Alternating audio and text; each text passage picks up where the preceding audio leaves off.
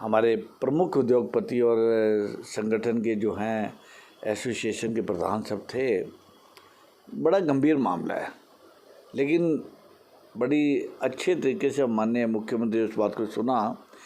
पानीपत के अंदर एक हब बन चुका है, ये टेक्सटाइल का हब है। पहले इसको हैंडलूम सिटी के नाम से जानते थे, अब ये टेक्सटाइल हब है। और एनजीटी के नए आदेशानुसार आप कोक तो चला ही नहीं सकते, आपको बायो फ्यूल पे रहना है या आपको पीएनजी पे जाना है। पीएनजी पे जाने का मतलब सिर्फ ये नहीं है कि स्विच और हमने करना और पीएनजी की सप्लाई शुरू हो जाएगी। इंडस्ट्री को उसके लिए बॉयलर्स नए लगाने पड़ेंगे या चेंजेस बहुत बड़े चेंजेस करने पड़ेंगे उसके अंदर। और इतना हिंदुस्तान में अभी जो बॉयलर बनाने वाली कंपनियां हैं उनके पास इतना बड़ा इंफ्रास्ट्रक्चर ही नहीं है कि वो हज़ारों बॉयलर्स को 4 महीने या 6 महीने या 1 साल में बदल दें। ऐसा पॉसिबल नहीं है। ये एक गंभीर मामला है कि अगर हम चाहते भी हैं, एनवायरनमेंट फ्रेंडली होना चाहते हैं इंडस्ट्री वाले, लेकिन बॉयलर चेंज करने में बहुत समय लगेगा और पैसे की इन्वॉल्वमेंट बहुत ज़्यादा है। तो सरकार से प्रार्थना हमने ये किया कि इसमें समय की बढ़ोतरी की जाए और फाइनेंस को अवेलेबल किया जाए, कम रेट में किया जाए, कुछ सब्सिडी दी जाए, कुछ इंसेंटिव दिए जाए, तो हम उस तरफ जाएंगे, कोई समस्या नहीं है। लेकिन पीएनजी पर बॉयलर चलाने से एक प्रॉब्लम भी है कि जो उसकी कॉस्ट है वो 3 टाइम्स है फ्यूल की कॉस्ट। तो उससे क्या होगा कि जो एनसीआर रीजन में लोग बैठे हैं, उद्योगपति हैं, वो फैक्ट्रियाँ तो चलेंगी पीएनजी पे, जो एनसीआर यूनिट से बाहर हैं वो चलेंगे किसी और फ्यूल के ऊपर। तो दोनों यूनिट की कॉस्ट में बहुत फ़र्क है। तो अल्टीमेटली कस्टमर जो है, पानीपत का माल महंगा बनेगा, नॉन एनसीआर यूनिट का माल महंगा सस्ता बनेगा, तो वो हमारे से कस्टमर माल क्यों खरीदेगा? उसको माल वहाँ से लेना है जहाँ से सस्ता मिलेगा। ये एक बहुत बड़ी प्रॉब्लम है। इस तरीके से तो इंडस्ट्रियाँ शिफ्ट भी हो जाएंगी दूसरे राज्य। यही डर है, क्योंकि पानीपत की इंडस्ट्री जो है लाखों लोगों को रोज़गार दे के बैठी है। मुझे अंदाजा है कि 6-7 लाख लोग यहाँ रोज़गार उनको मिलता है और ये गंभीर समस्या का हल निकालना है। माननीय मुख्यमंत्री बात बड़े ध्यान से सुनी, उनको जब बताया गया तो वो भी चिंता से बात की। और बड़ा हमारा तो सौभाग्य है कि उन्होंने उसी दिन शाम को हमसे बात करने के बाद केंद्रीय मंत्री भूपेंद्र यादव जी ने जाके मीटिंग भी की है, इस विषय के ऊपर मीटिंग की है। तो मुझे पूरी उम्मीद है कि कोई ना कोई इसका हल निकलेगा। But in the mean time सरकार ने आज से 6 महीने पहले कार्रवाई शुरू की थी।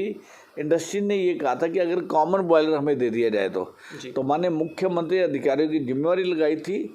और इसकी ताज़ा रिपोर्ट ये है कि बहुत हद तक उस पर काम हो चुका है और हम उस तरफ आगे बढ़ रहे हैं। और हमारी कोशिश ये होगी कि सेक्टर 25 पार्ट 1-2 और 29 पार्ट 1-2 ये क्लस्टर है एक तरह से, आप देखेंगे तो वहाँ पे कॉमन बॉयलर ले लिया जाए और ताकि इंडस्ट्री को इंडिविजुअल बॉयलर लगाने की ज़रूरत ना हो और साल में किसी दिन भी फैक्ट्री बंद करने की नौबत आए और ये पीपीपी मोड में ये लगाया जाए। ऐसा माननीय मुख्यमंत्री जी अपने अधिकारियों को निर्देश दे चुके हैं और इस पर कार्रवाई आगे हो रही है।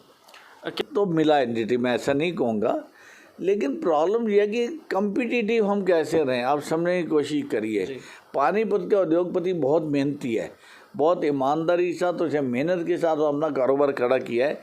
लाखों करोड़ों रुपए का टैक्स हर रोज़ जाता है पानीपत से और रोज़गार जो देता है पानीपत का उद्योगपति दे रहा है। कोई एनजीटी के जो रूल्स हैं हम उनको मान्य करते हैं, ऐसी बात नहीं है। अगर उनके कोर्ट के ऑर्डर हैं तो हमें उसका पालन भी करना है, एनवायरनमेंट फ्रेंडली भी बनना है। लेकिन हमारी जो जेन्युइन प्रॉब्लम है उसका सरकार से हल करते हैं, चाहते हैं। लेकिन मैं आपको बताना चाह रहा हूँ, माननीय मुख्यमंत्री जी तुरंत चिंता कर रहे हैं, लगातार चिंता कर रहे हैं, अधिकारियों से बैठकें कर रहे हैं और मुझे इस बात का यकीन है कि सरकार कोई ना कोई हल निकाल के देगी। और हमारे विजय जैन जी बड़े जिम्मेवार पार्षद हैं, अगर उन्होंने बात कही है तो पुख्ता रूप से कही होगी। ऐसा नहीं हो सकता कि उन्होंने उड़ती बात कर दी। उनके पास इस बात के मैं यकीन के साथ कह सकता हूँ, मैं उनको बहुत नज़दीक से जानता हूँ, उनके पास ज़रूर इस बात के प्रूफ होंगे और उन्होंने ऐसी चीज़ पकड़ी हुई है। मैं कमिश्नर साहब से मैंने बात की थी और मैंने उनसे आग्रह किया इसको बड़ी चिंता के साथ, क्योंकि शहर की जनता इस चीज़ से परेशान है, हमें उनको हल देना है। मैं तो ये कहूँगा कि अगर आपसे कोई पैसा मांगता है आप हमें तुरंत बताइए। किसी की फाइल अटकी हुई है, मेरे कार्यालय में आप फाइल लेके आइए, हम उस फाइल की जेन्युइननेस देखेंगे। अगर जेन्युइन फाइल है तो हम उसका काम करवा के देंगे, एक पैसा नहीं लगने देंगे। लोगों को खुद भी पैसा नहीं देना चाहिए, 2-4 दिन का सब्र करें, काम हो जाएगा। अगर किसी की आईडी नहीं बन रही और जेन्युइन उसका कारण है फिर तो बात अलग है। अगर अधिकारी कोई नाजायज़ कर रहे हैं या कोई कर्मचारी या कोई अकाउंट्स में या किसी भी डेस्क के अगर लोग तंग करते हैं, मेरी उनसे लोगों से आपके माध्यम से मैं प्रार्थना कर रहा हूँ, हमें आप अपना फाइल दीजिए, अपना केस समझाइए, हम आपका काम करवा के दिखाएंगे। करप्शन को क्रश कर रहे हैं इस टाइम। अभी हमने बेंचों का देखा मामला, लोहे का, ये छानबीन की ना हमने, और जब हमें अंदाज़ा सा हो गया तो हम तो ये भी नहीं जानते कौन उसका सप्लायर कौन है, हमें जानना भी नहीं है, माल गलता हमें तो ये पता है।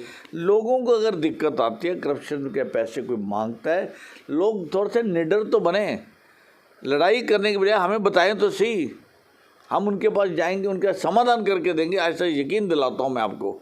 मैं क्वालिटी में हमेशा कंप्रोमाइज़ नहीं करता, कभी नहीं करता। मुझे ठीक क्वालिटी चाहिए, सर्विस ठीक चाहिए। लोगों को परेशानी अगर है, हर समय उनके लिए हाजिर है, दफ्तर खुला हुआ है, जब कोई आएगा उसका स्वागत है और उसका काम करवा के दिखाएंगे। बेंचों की आपने बात की, अब मीडिया में अखबारों में खबरें मैंने भी देखी कि अखबारों में छपा हुआ था कि उस कंपनी को अब राहत देने की बात की जा रही, माफ़ीनामा वगैरह लिखवा के उसको चेतावनी दे के उसको छोड़ा जा रहा है, कुछ इस तरीके की बातें हैं? नहीं, ऐसा कोई बात नहीं है, बड़ा क्लियर है। उसकी FIR हो चुकी है, और जो मुझे निगम ने बताया उसका ये सारे बेंच फोरफिट किए जा रहे हैं, उसको कोई पेमेंट नहीं दी जा रही है और उसको ब्लैक लिस्ट किया जा रहा है। अगर इसके बीच में आपकी सूचना कोई मिलती है तो आप मुझे बताइए, मैं कमिश्नर साहब से उससे बात करूँगा। कंप्रोमाइज़ करने का मतलब नहीं, कंप्रोमाइज़ सरकार क्यों करे? हम सरकार जिनसे माल ले रही है उनसे सही क्वालिटी का माल मांग रहे हैं, हम पूरे पैसे दे रही है सरकार, वजन के हिसाब से पैसे दे रही है, तो कोई कंप्रोमाइज़ का सवाल नहीं है। संख्या बहुत ज़्यादा है, और ये संख्या जितना निगम, आपको याद होगा जब हमने निगम में मैंने मुद्दा उठाया रेस्ट हाउस में, तब उन्होंने कहा इसका टेंडर लगेगा, इसका प्रोसीजर है, उसमें 15-20 दिन लगेंगे। मैंने कहा नहीं, हमें तो तुरंत उठाने, आज रात से उठाने हैं। मैं कहा जब तक आपका टेंडर नहीं लगता इसकी पेमेंट मैं अपने जेब से दे दूँगा, और मैंने दी। जब उठते रहे, अगले दिन शनिवार को आके मेरे से पेमेंट ले जाते थे, जितने उठा के लिस्ट देते थे, और वो वेरीफाई करता था वार्ड वाला कि इतने पशुधन उठाया है। उसके बाद टेंडर लग गया तो निगम ने पेमेंट शुरू की। मैं ये देख रहा हूँ हमारे पास एक ग्रुप बना हुआ है, रोज़ रात को 10-12 पशुधन उठाए जा रहे हैं और वो भेजे जा रहे हैं जहाँ पे भी नंदीशाला में। समस्या ये है कि लोकल भी जितनी डेयरीज़ हैं, जब नंदी यहाँ से वो छोड़ देते हैं, उसका खाने का खर्चा ना पड़े, वो सड़क पे छोड़ देते हैं। इसी तरह से सभी क्षेत्रों में, मैं किसी एक क्षेत्र का नाम ना लेते हुए, नंदी को पहले तो देखिए एग्रीकल्चर में उनका उपयोग था जी, धीरे धीरे नया युग आ गया, वहाँ पे नंदी का कोई उपयोग गांव में है नहीं, तो सभी लोग उसको सड़क पे लावारिस छोड़ देते हैं।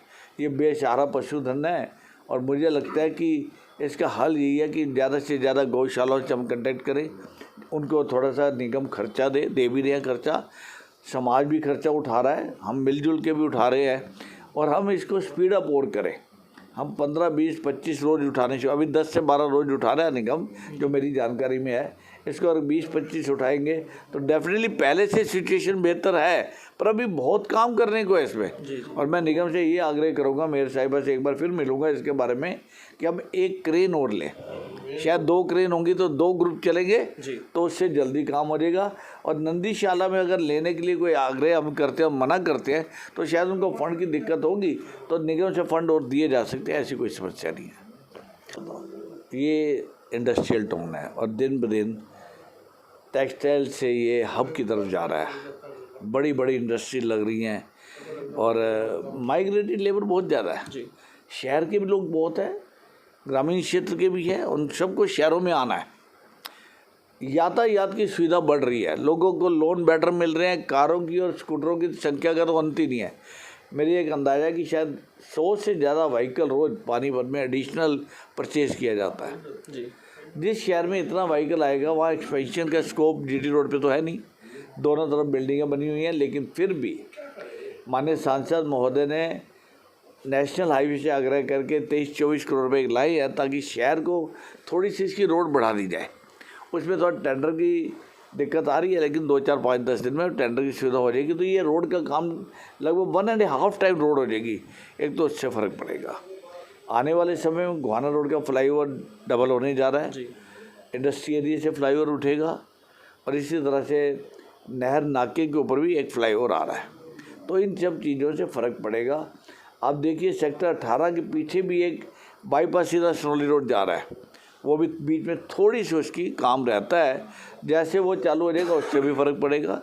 तो अपना पूरा प्रयास है, एडमिनिस्ट्रेशन का पूरा प्रयास है कि हम जितने साधन जुटा सकें वो जुटाए, और साधन वातावरण ठीक रहे, साधन ठीक रहे, ट्रैफिक ठीक रहे।